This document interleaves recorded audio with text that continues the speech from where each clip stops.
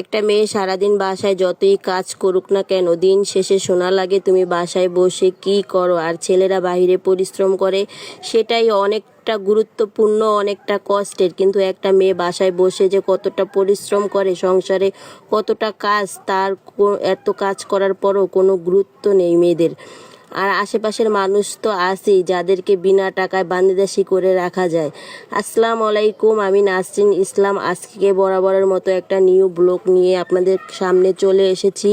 আজকে আমি কি কি রান্না করব সেটাই আপনাদের সাথে শেয়ার করব। আজকে কারেন্ট নাই, কারেন্টটা চলে গেছে। এই অন্ধকারের ভিতরেই কিছু শ্যুট নিয়ে নিলাম, ভিডিওর ক্লিপ নিয়ে নিলাম।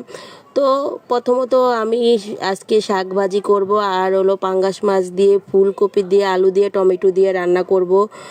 তার জন্য আগে আমি শাক ভাজিটা করে নিলাম। এই তো শাক ভাজি বসাইতে বসাইতে আমার কারেন্টটা চলে আসছে। কারেন্টটা চলে আসার পরে আমি অনেকটাই খুশি হয়ে গেছি। এই তো আমি শাক ভাজির জন্য রসুন দিয়ে আর পেঁয়াজ দিয়ে প্রথমত শাক ভাজিটা আমি বসাই, কারণ কাঁচামরিচ যদি আমি সাথে সাথে দেই, কাঁচামরিচটা গলে যায়, খেতে ভালো লাগে না। তার জন্য আমি কাঁচামরিচটা পরে দেই।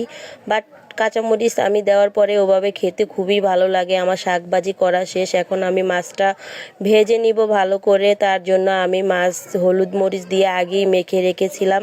এই তো আমি মাছটাকে দিয়ে ভেজে নিব। এই আমি ক্যামেরাটা বারবার ওইখানে সরাচ্ছি, এখানে সরাচ্ছি। একা একা ভিডিও করতে হয় তো, তাই সব সময় ব্লগ ভিডিও দিতে পারি না। হঠাৎ একটা ব্লগ ভিডিও দেই। আমি তো পেজে প্রায় ভিডিও দেওয়া বন্ধ করেই দিয়েছিলাম, ভিডিও ছাড়া বন্ধ করে দিয়েছিলাম। ভাবছিলাম যে ভিডিও করব না, ভিউ আসে না, কমেন্ট আসে না, তার জন্য আমি ভিডিও করাই বন্ধ করে দিয়েছিলাম। আর পেজে খুবই সমস্যা দিছিল, তার জন্য আমি ভিডিও করা বন্ধ করে দিয়েছিলাম। পর তোমাদের ভাইয়া পেজটাকে ঠিক করে দিল। তারপর এখন ভাবলাম যে না, এখন একটু ভিডিও বানাই, ভিডিও করি। এই তো কথা বলতে বলতে আমার তরকারিটা বসানো শেষ। আমি ফুলকপি, আলু, টমেটো দিয়ে, পাঙ্গাস মাছ দিয়ে একটা ঝোল করব। অনেক দিন ধরে খেতে ইচ্ছে হয়েছিল, কিন্তু সবজির দাম বেশি দেখে রান্না করতে পারিনি। এইখানে আবার দেখো বাচ্চারা দুষ্টামি করতেছে, খেলাধুলা করতেছে। ওদের খেলা দেখে আমারও মন চাইতেছে যে আবার ছোট, মনে মনে ভাবতেছি ওদের মতো যদি আবারও ছোট হয়ে যেতাম তাহলে কত না ভালো হতো। ওদের খেলাধুলা দেখে মনের ভিতরে মানে ছোট হওয়ার ফিলিংসটা জেগে গেল। এই তো আমি ওদের খেলা দেখতে দেখতে দেখো আমার এখানে তরকারি রান্না করা শেষ। আমি ওদেরকে বললাম তোমরা এখন বাইরে যেয়ে খেলো, আমি ঘর পরিষ্কার করব। দেখেন ওরা আমার খাটের রুমের কি অবস্থা করছে। এই তো আমি সব কিছু তোমাদের ভাইয়ার কাপড় চুপড় শুকায় আমি ঘরে নিয়ে আসছিলাম। ওইগুলা ভাঁজ করে আমি ড্রয়ারে তার ড্রয়ারে রেখে দিলাম। এখানে আমার মেয়ের পুতুল দেখো, পুতুলটা নিয়ে মেয়েটা খুবই খেলাধুলা করে। আমার মেয়ে এই পুতুলকে বানায় বাচ্চা, ও হলো বাচ্চার মা। খুব হাস্যকর খেলাধুলা করে, ভালোই লাগে বুঝছেন। ছোট বাচ্চাদের খেলাধুলা খুবই ভালো লাগে। তারপর আমি এখানে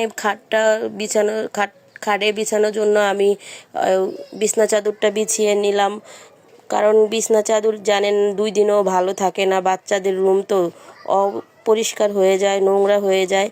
তার জন্য কমই নতুন বিছনা চাদর বিছাই। তো ভাবলাম যে আজকে একটা বিছনা চাদর বিছাই। এই তো বিছনা চাদর বিছিয়ে নিলাম আমি। তারপর আপনাদের ভাইয়ার জন্য আমি ভাতটা বেড়ে নিলাম। এই যে এইখানে আমি তোমাদের ভাইয়ার জন্য ভাত আর তরকারি বেড়ে নিলাম। এইখানে ফুলকপি দিয়ে ওই যে পাঙ্গাস মাছ দিয়ে রান্না করেছি। দেখো তরকারির কালারটা কি সুন্দর হয়েছে। দেখো এইখানে আমার বিছনার ফাইনাল লুক কিরকম লাগছে তোমাদের কমেন্ট করে জানাও। আমি কথা বলতে গেলে খুবই নার্ভাস হয়ে যাই, যদি ভুল ত্রুটি হয় ক্ষমার চোখে সবাই দেখো আমার কথা বলতে গিয়ে কত নার্ভাস লাগতেছে। আজকের ভিডিও এই পর্যন্তই। ভালো থেকো, সুস্থ থেকো।